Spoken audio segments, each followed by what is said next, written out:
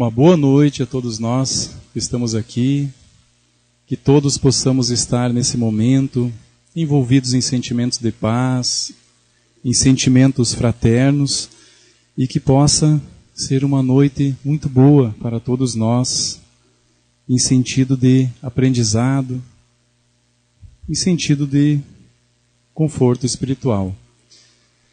Quem de nós, em algum momento da nossa existência, já não viveu algum momento marcante, alguma situação que marcou nossas vidas, algo que nos fez mudar o rumo da vida ou que ficou marcada profundamente na nossa alma, fazendo com que muitas vezes tomássemos outro rumo ou, a partir de então, nos comportássemos de outra forma. Seja uma despedida, seja um abraço, um sorriso, uma carta, uma mensagem que recebemos, uma lágrima, ou algo que alguém nos fez e que nos marcou, nos magoou muito. A mensagem inicial, ela falava sobre o perdão, e é sobre o perdão que nós vamos falar hoje, a sua importância. Todos nós, seres humanos, espíritos imortais que somos, nós temos a capacidade de amar. Amar muito. Amar incondicionalmente. Muito mais do que nós imaginamos. E o amor incondicional é muitas vezes aquele amor que ele não pede nada em troca. Um amor pleno e puro. Mas Jesus nos pediu algo a mais do que amar apenas aqueles que nos amam, aquelas pessoas que nos são importantes, aquelas pessoas que nos são caras. Ele pediu também para nós amarmos os nossos inimigos. Aquelas pessoas que talvez um dia nos machucaram, nos feriram, nos fizeram algo, a gente amá-las. Será que nós conseguimos? Conta Divaldo Franco, numa de suas majestosas, maravilhosas exposições doutrinárias, uma história muito linda, que quando eu recebi esse tema, eu pensei, essa história vai ser a perfeita. Porque ela é uma verdadeira novela da vida real, por ser uma história real, verdadeira e muito emocionante, do quanto nós vamos entender, ao escutá-la, o quanto é importante nós pensarmos a nossa vida e tentarmos trabalhar em nós, muitas vezes, mágoas que ainda trazemos em nós. E conta Divaldo que, em meados de 1940, nos Estados Unidos, mais precisamente na cidade de Nova York, trabalhava lá um detetive particular. E ele havia conseguido um grande sucesso na sua carreira profissional, devido a grandes situações que ele havia resolvido, descoberto e solucionado. Não era um detetive criminalista, mas era alguém que investigava alguns casos de pessoas desaparecidas e mais especializados em situações de adultério, de divórcio. Porque até então, naquela época, era preciso juntar muitos papéis para poder legalizar um divórcio. Então ele era muito conhecido, muito procurado, a sua fama havia crescido muito no meio americano. E um dia chegou ele ao escritório à tarde, uma sexta-feira à tarde, e foi pegar as suas correspondências, e abrindo uma por uma lhe chamou a atenção, e ele parou para analisá-la profundamente. Era a carta de um senhor que dizia, com palavras curtas, diretas, mas que lhe chamou a atenção. Estou lhe escrevendo esta carta, dizia aquele senhor na carta, porque eu preciso de sua ajuda. Eu sou um homem muito rico, a quem a fortuna me presenteou nessa existência, e tenho muitos recursos. Vivo uma vida feliz dentro das possibilidades. Sou casado pela segunda vez e tive a oportunidade de encontrar uma pessoa maravilhosa, ao qual sou muito feliz no lado dela. Agradeço todos os dias pela sua presença. E ela também é muito feliz dentro da sua possibilidade ao meu lado. Mas ela não é feliz plenamente. Algo a incomoda muito. E relatando nessa carta, ele dizia que ela sempre foi uma pessoa muito carinhosa, querida dentro do lar, muito atenciosa, mas que guardava em si uma tristeza muito profunda, porque ela nunca conseguia sorrir com a alma. E aquilo o incomodava. E ele já vivia com ela há 15 anos. E ela não conseguia trabalhar aquilo dentro dela. Então ele relata na carta que quando eles estavam há mais de 3 anos juntos, ele então auscultou, instigou ela e ela relatou o que havia acontecido.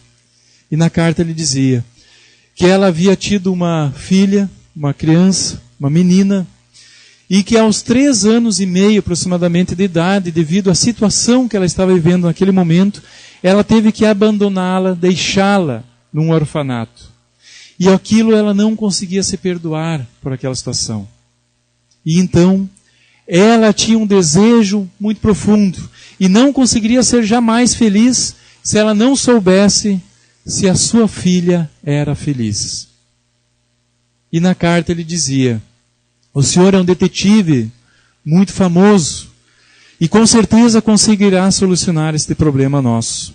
Eu não tenho muitas informações para lhe passar, apenas que o seu nome é Cláudia, ela tinha 3 anos e meio à época e foi deixada num orfanato na cidade de Nova York. Imagine apenas essa informação. Ao final da carta, ele diz: eu o recompensarei com o valor que o senhor me pedir. Como eu já disse, dinheiro para mim não é problema. E antes que eu encerre esta carta, me lembrando agora, diz ele, tem mais um detalhe muito importante. Ela era uma menina que adorava cantar. Gostava muito de cantar. Era loira, de olhos azuis. Imagine. Narrando então o detetive, narrando o autor da história, o seu drama, ele diz: quando eu peguei a carta e terminei de lê-la, deu vontade de dar risada, porque parecia cômico. Ou era uma piada, ou era um trote, ou era alguém de muito sem noção. Porque me passaram uma informação dessa, uma menina de 3 anos e meio que há 15 anos atrás foi abandonada. Apenas loira, de olhos azuis, apenas isso a informação. O que eu fiz? Amassei a carta e joguei ao lixo e fui embora. Era uma sexta-feira à tarde. Mas Cláudia, diz ele, me acompanhou. Eu não consegui parar de pensar naquela história que aquele senhor relatava. E voltei segunda-feira mais cedo para o trabalho, preocupado, muito preocupado, que se alguém tivesse ido lá e limpado o escritório e recolhido e jogado fora a cesta de lixo. Eu estava apavorado. Cheguei e a primeira coisa que abri a minha sala foi entrar e procurar e revirar o lixo e achar a carta. Voltei para casa, passei ela a ferro e comecei a ler, a reler e a reler aquela carta mais de 10 vezes. Analisei várias hipóteses e meios e abandonei ela ali de novo. Abandonei Cláudia de novo. Pensei para mim que não havia como procurá-la. Mas ela não saía de minha cabeça. Passou algumas semanas e eu novamente peguei ela e analisei e comecei então a traçar um plano. Fui pesquisar quantos orfanatos havia nas redondezas, em Nova York e nas suas redondezas, na ilha de Manhattan e outros locais próximos. E na pesquisa, descobri que haviam 150 orfanatos. Como o meu tempo era muito corrido, dizia ele, eu teria então que dedicar algumas horas do meu trabalho para essa pesquisa. Não tenho como, ele pensou. Abandonou a carta novamente. Aí durante o trabalho, fazendo outras pesquisas, ele lembrou, não, mas eu tenho como procurar o Departamento de Estatísticas Americanas, que ali me dirá quantas Cláudias há, mais ou menos nascidas a essa época. Então ficará mais fácil. Procurarei essas que se encaixam dentro da descrição. E vai ele lá no departamento. E quando o funcionário traz a ele a informação, o funcionário diz, são 220. Ele, agora está fácil. 220 mil. Aí ele diz, não, impossível, não há como procurar dentro dos Estados Unidos, 220 mil Cláudias. Ele volta novamente. Passam-se alguns meses, e em outubro do ano de 1940, chegando o inverno, frio, ele não conseguia tirar da cabeça Cláudia.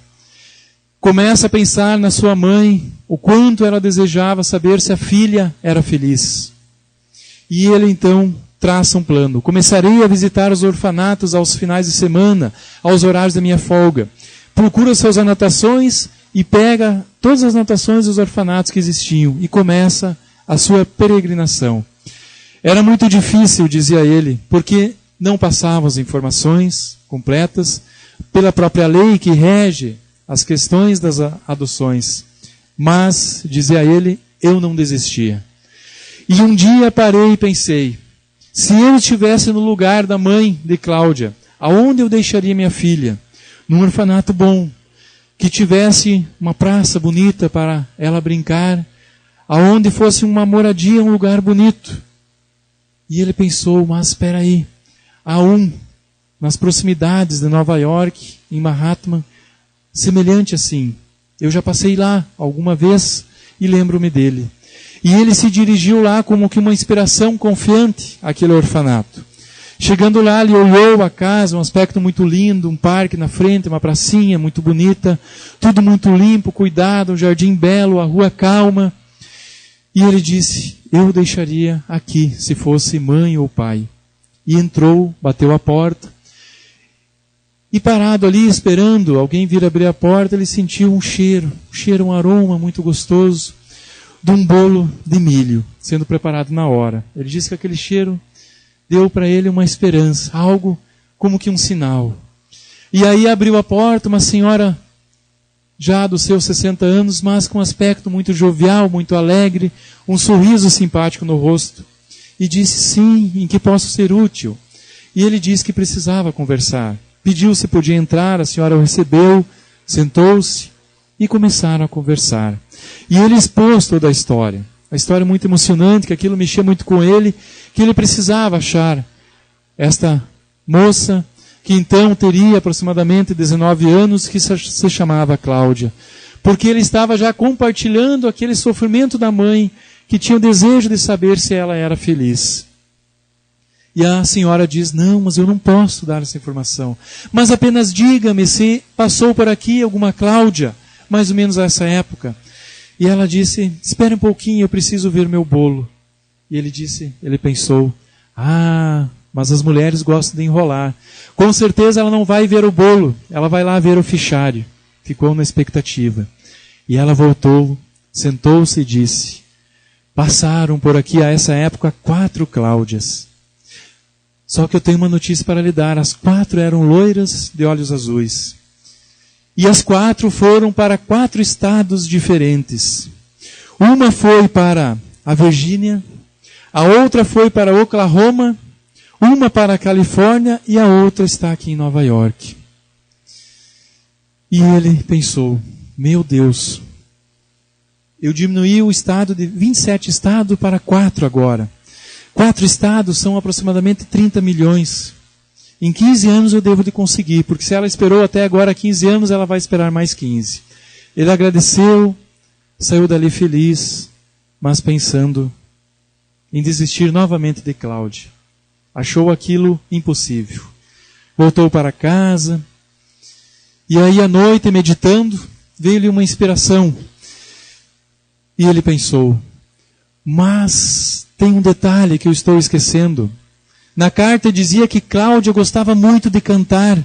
E aquilo foi muito marcante, muito objetivo. Uma criança que gosta muito de cantar. E algo tão marcante que ele chegou a colocar na carta.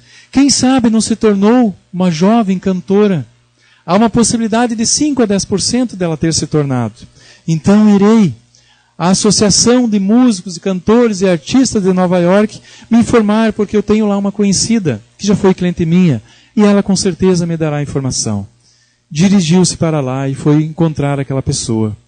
Explicou a situação novamente, e a pessoa disse, eu vou lhe ajudar porque eu lhe devo favores, mas o senhor terá que voltar daqui a uma semana, para que eu faça a pesquisa. E ele então, Uma semana depois, no mesmo horário combinado certinho, lá estava ele. E ela disse, eu descobri. Mas eu não posso lhe dar a informação porque é antiético. Nós não podemos passar informação. Está aqui dentro deste envelope. Não há o que eu fazer, eu não posso lhe dar essa informação. Mas eu vou deixar o envelope aqui e vou lá dentro tomar uma água. E eu não vou estar perto do envelope. Voltarei daqui a alguns minutos. Está bem? O senhor aguarda? Aguardo. Lá foi ela. E as mulheres são assim, né? Elas enrolam muito, são muito criativas nessas situações, né? Ela tirou a sua responsabilidade e o envelope ficou lá. E ele, como detetive, é óbvio, abriu o envelope, olhou a foto e viu uma moça linda, de olhos azuis, de cabelos pelos ombros, cantora.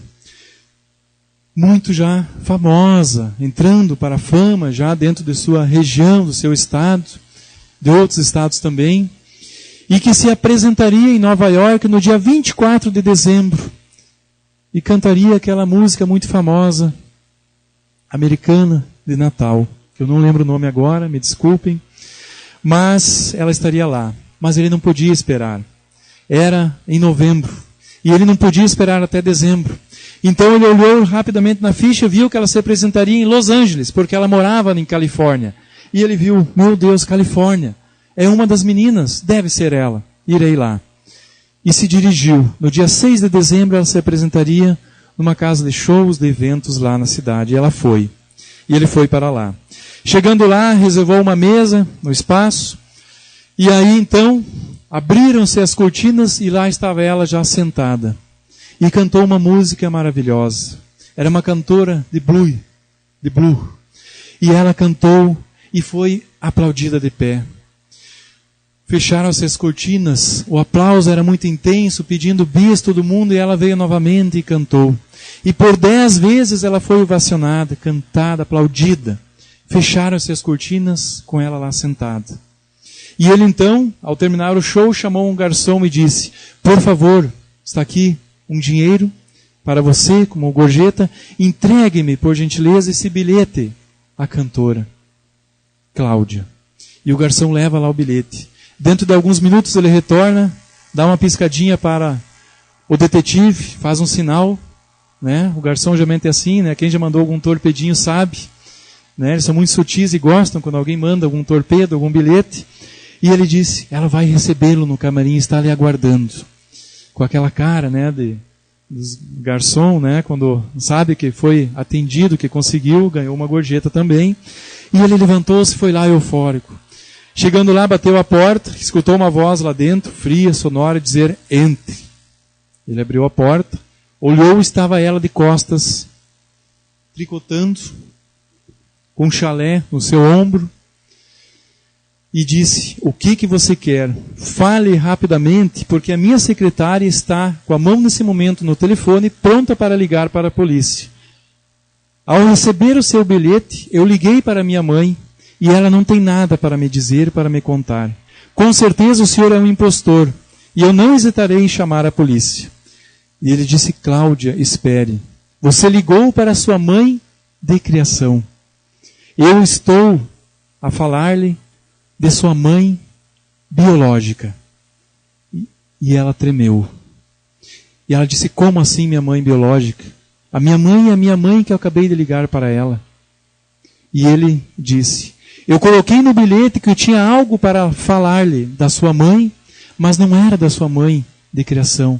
Era da sua mãe verdadeira, biológica. E aí ela disse, o que o senhor quer? Por que o senhor vem me perturbar? Eu não quero saber nada dela. Para mim ela está morta. Ela morreu no dia que ela me abandonou no orfanato, quando eu tinha 3 anos de idade. E ele disse, Cláudia, sua mãe se arrependeu.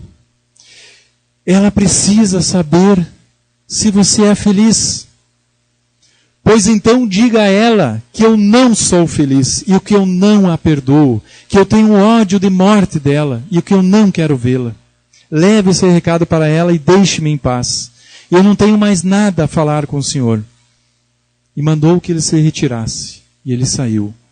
Aquela noite ele conta que ele ficou muito triste, porque a sua busca, toda aquela euforia e a felicidade do encontro, foi muito marcante, mas o resultado foi frustrante. E ele chegando no hotel, ele pensou, mas eu não vou desistir. Amanhã cedo eu vou à casa dela, porque eu tenho o endereço. Eu vou à casa e vou falar com os pais adotivos. E foi. Chegando lá, expôs a história aos pais. A mãe, em desespero, pediu-lhe, ofereceram dinheiro para ele deixar em paz. Ele disse, eu não posso. A senhora é mãe do coração, porque a senhora criou e a senhora sabe o quanto essa mãe está sofrendo e precisa ter esta paz. Ela precisa saber se Cláudia é feliz. E a mãe disse, de criação, diga a ela que ela é feliz, mas eu não posso. Ela me disse que era infeliz e que sentia ódio no coração. E então, o pai de criação, nesse momento, junto, acompanhando todo o drama, diz, marque com eles uma visita, uma reunião. Nós falaremos com Cláudia e marque para a semana que vem. Deu o endereço de um hotel e na outra semana estavam lá os pais de criação, estava lá a mãe de Cláudia e o seu padrasto. Ao chegar lá o detetive, ele foi ao quarto de Cláudia conversar com ela e ela disse, estou aqui, veja no que o senhor me colocou. Vamos lá então. E ele estendeu a mão para ela e ela não estendeu a mão para ele. E ela disse, fica à minha frente, que eu colocarei a minha mão no seu ombro e irei contigo. Ele disse, mas como? Por que você não vem junto me acompanhando normalmente? E ela disse, o senhor não notou que eu sou cega? Mas como assim cega? O senhor não percebeu aquela noite no show que quando abriram-se as cortinas eu já estava sentada? Quando elas fecharam, eu estava lá? Porque a minha secretária me tirava do palco quando elas estavam fechadas as cortinas. Não percebeu que quando a porta abriu, eu estava de costas? E que não me virei para o Senhor? E ele disse, é mesmo. Por que o senhor acha que eu tenho tanta raiva de minha mãe?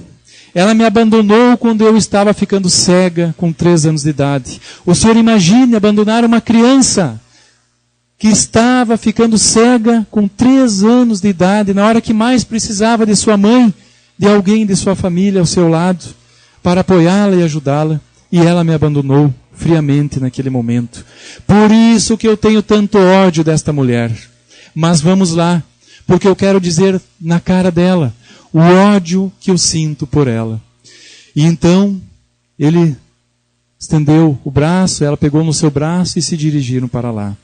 Ao chegar no outro quarto, na outra sala, onde estava sua mãe verdadeira, sua mãe biológica, ele abriu a porta e olhou uma senhora ao fundo da sala, sentada numa cadeira de rodas, vestida muito bela, de trajes negros, de aproximadamente 55 anos. E ao abrir a porta, aquela senhora disse, Cláudia, é você?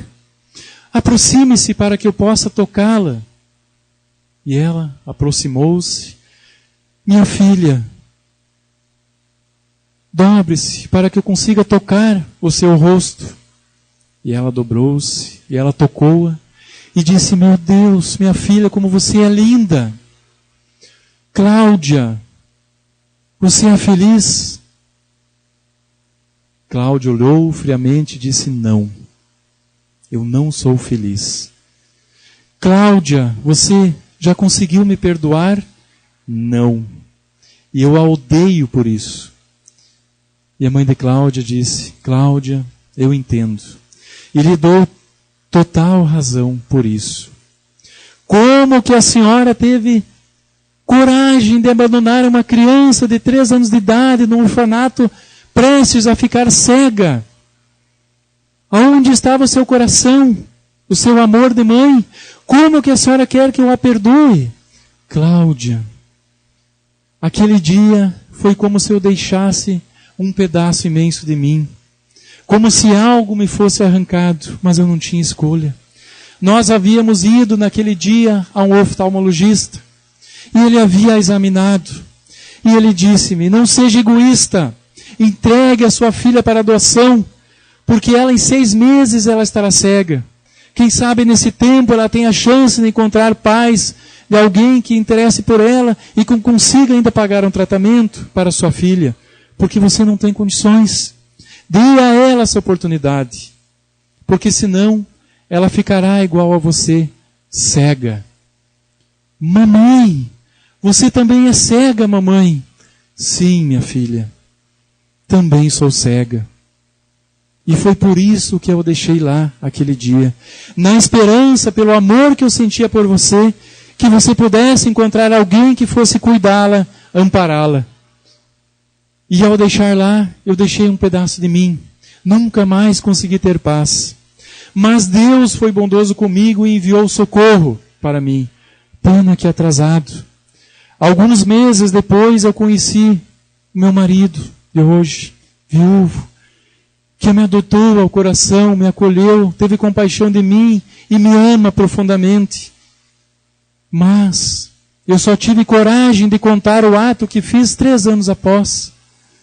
E não sabia porque eu não podia ler, eu não podia ver aonde que havia deixado. Apenas eu sabia que era na proximidade de Nova York. Oh, mamãe, ela disse, eu não sabia disso, mamãe, me perdoe. Não, minha filha, sou eu que preciso pedir perdão. Perdão de quê, mamãe? O meu ódio era saudade. A minha dor era a falta do seu carinho. E eu continuei a cantar, ensinar a gratidão ao seu amor, mamãe. E então as duas se abraçaram. E ela pediu ao detetive, chame a minha outra mãe e meu pai, para que venham conhecer a minha mãe. E então, ambos se abraçaram. Essa história não termina aqui, ela é muito longa, muito mais longa ainda, e linda, e bela. Ela está nesse CD, O Perdão de Cláudia, que é uma palestra de Valdo, que há para locação aqui na casa. Acredito que há também no YouTube para assistir, uma palestra muito linda. E nós vamos perceber a importância do perdão em nossas vidas. Essa história não termina aqui, como as nossas histórias, ela segue, e segue na vida espiritual também, que é assim que ela finaliza. Porque a nossa vida real é a vida espiritual. Mas nós, pequenos que ainda somos, e por olhar a vida apenas nesse momento do nascimento até o momento da morte, nós carregamos ainda dentro de nós muitas mágoas. Mágoas e rancores e situações que queremos nos vingar, que queremos nos cobrar, que não perdoamos, que fizemos questão de mostrar que não perdoamos, porque nós queremos mostrar que nós somos superiores, quando o nosso orgulho, quando o nosso egoísmo é ferido. E aí carregamos muitas vezes durante uma vida, uma existência inteira, ressentimentos, mágoas, que mudam profundamente a nossa trajetória de vida. Não há como alguém amar plenamente outro guardando mágoa no coração de alguém. E foi por isso que o nosso mestre inesquecível e único mestre Jesus nos deixou aquela mensagem tão linda, aonde ele dizia, reconciliai-vos com o seu adversário, enquanto ele ainda está no caminho, o mais depressa possível, a fim de que vosso adversário não vos entregue ao juiz, e que o juiz não vos entregue ao ministro da justiça, e que não sejais aprisionado. Eu vos digo em verdade que não sairás de lá, enquanto não houverdes pago até o último ceitil. Está no livro de Mateus, capítulo 25, capítulo 5, versículos 25 e 26. E no Evangelho segundo o Espiritismo, do capítulo 12, onde ali Kardec traça uma explicação tão linda e tão esclarecedora, que só a doutrina espírita pode nos esclarecer essa parte. Porque muitos de nós conhecemos esta frase de Jesus, mas nós a entendemos apenas na questão que fala sobre reconciliar com o adversário, enquanto está com ele ainda no caminho. Nós não passamos a entender a profundidade inteira do contexto dessa frase de Jesus para nós. Quem que é o juiz ao qual seremos entregues? Quem é ele? A nossa consciência. Porque a nossa consciência, nós estamos com ela aqui agora, ela permanecerá conosco durante toda a nossa existência e nos acompanhará ao retorno ao mundo espiritual, porque nós somos um espírito e a consciência faz parte de nós. Ela nos cobrará em qualquer momento. Enquanto alguém tiver a consciência em culpa, nos cobrando, não será feliz, não terá paz. A pessoa pode até mascarar no momento, mas em determinado momento isso poderá repercutir com dores. A pessoa que guarda ressentimento também da mesma forma, ela vai sofrer também consequências. Quem que é o ministro da justiça, a qual Jesus falava? Não seja entregue ao juiz e que o juiz não vos entregue ao ministro da justiça. A lei de ação e reação de causa e efeito.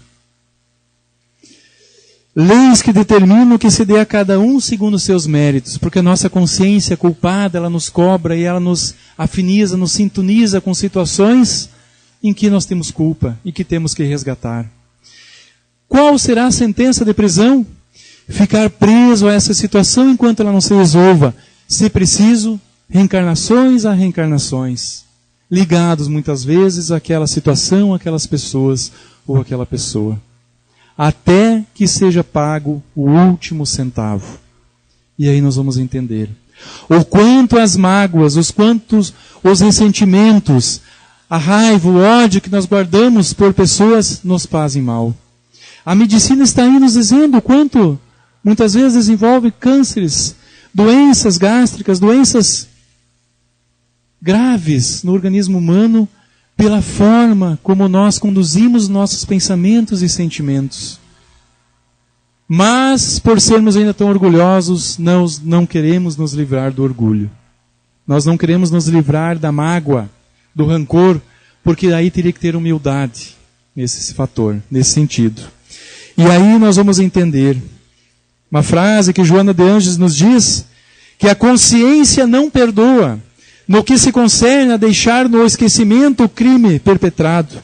O seu perdão se expressa mediante a reabilitação do infrator. Ou seja, não adianta recebermos a voz do perdão daquele a quem ofendemos. É indispensável repararmos de alguma forma o mal praticado. Vejam bem, o juiz correto, pleno, justo. Por isso que nós, estudando a doutrina espírita, nós vamos saber que nós podemos escapar, talvez, nesse momento da justiça dos homens, mas jamais da justiça de Deus, da lei de ação e reação da nossa consciência. Jamais. Algum momento nós teremos que reparar. E aí nós vamos ver, tanto nessa história, tirando uma lição desse aprendizado, e principalmente no que Jesus nos traz essa frase, a questão dessa história que ela trata de mágoa, de raiva, de rancor, de ressentimento e de sentimento de culpa.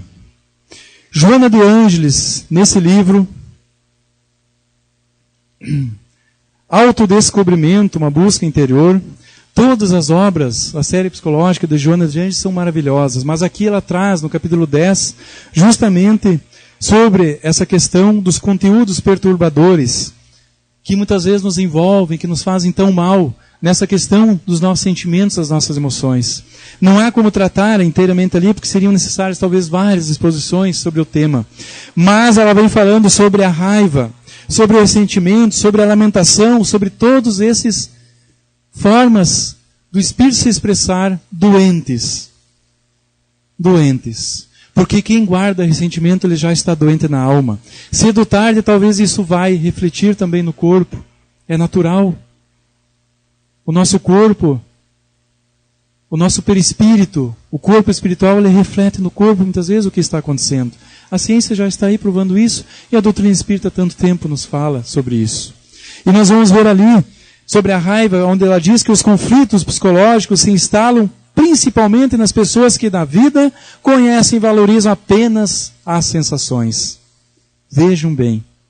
São as pessoas mais favoráveis a se instalarem em situações nesse sentido, conteúdos perturbadores.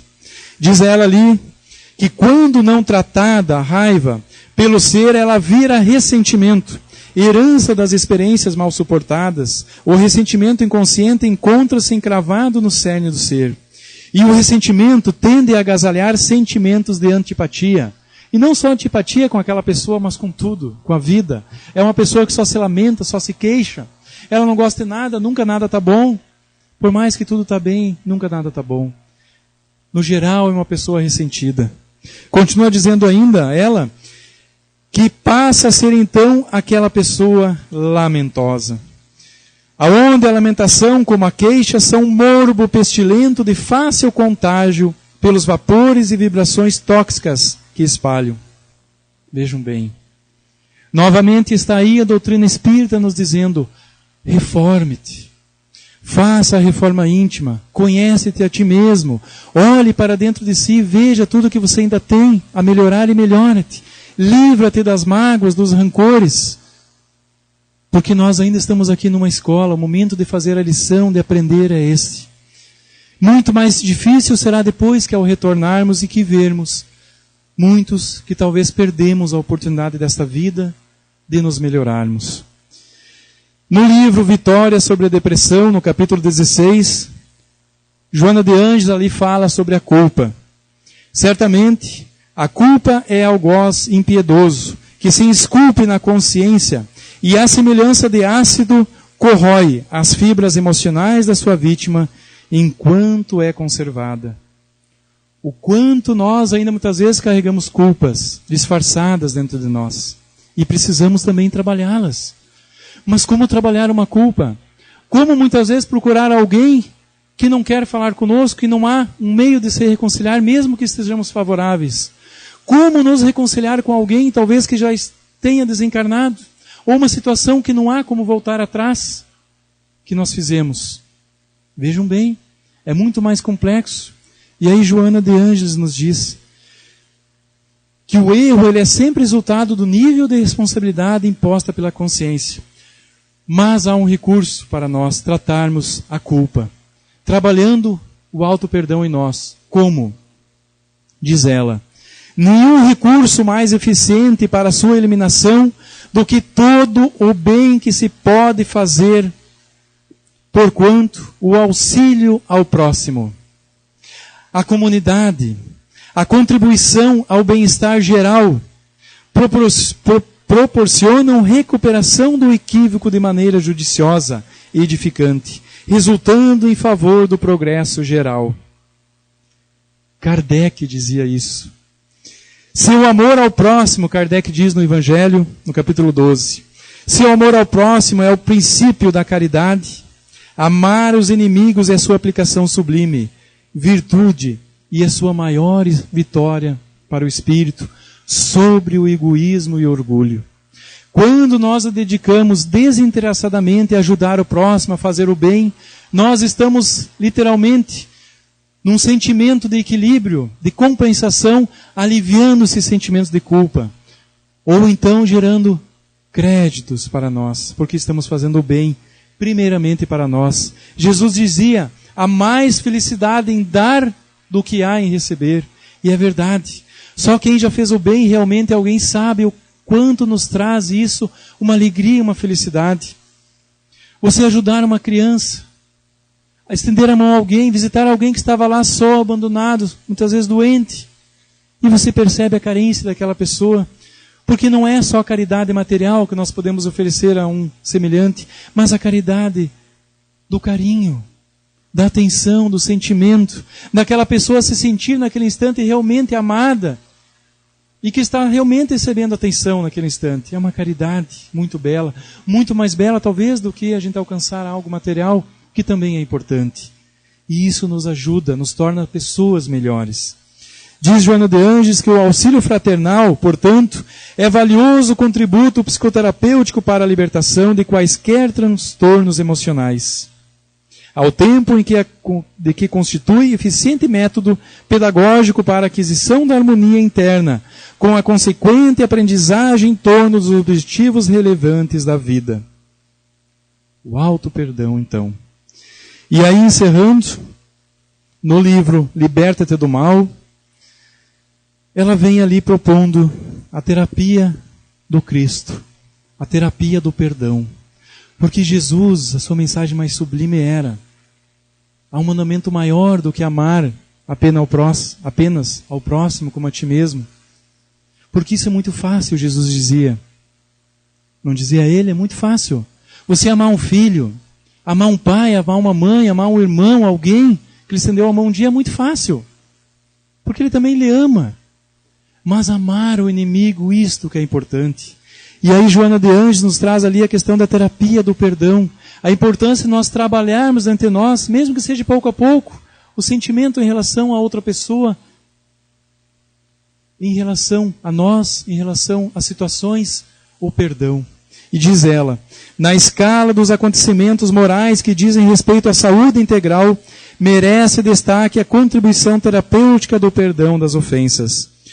Usa a terapia do perdão e conseguirás a inefável leveza da consciência tranquila, a chaga aberta pela ingratidão ou pela perversidade de outrem, cicatrizará no teu íntimo com o penso balsâmico do perdão. E só aquele que já conseguiu perdoar alguém, mesmo talvez passado algum tempo, sabe que para ser feliz não há como carregarmos mágoa.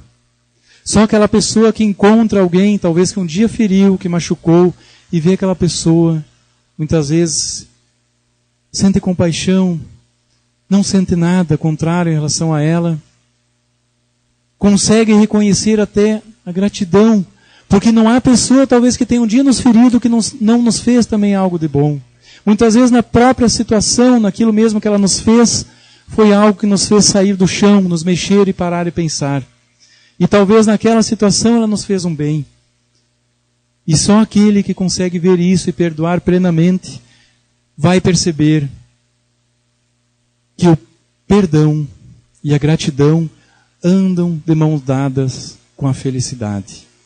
Muito obrigado a todos, que possamos permanecer em paz.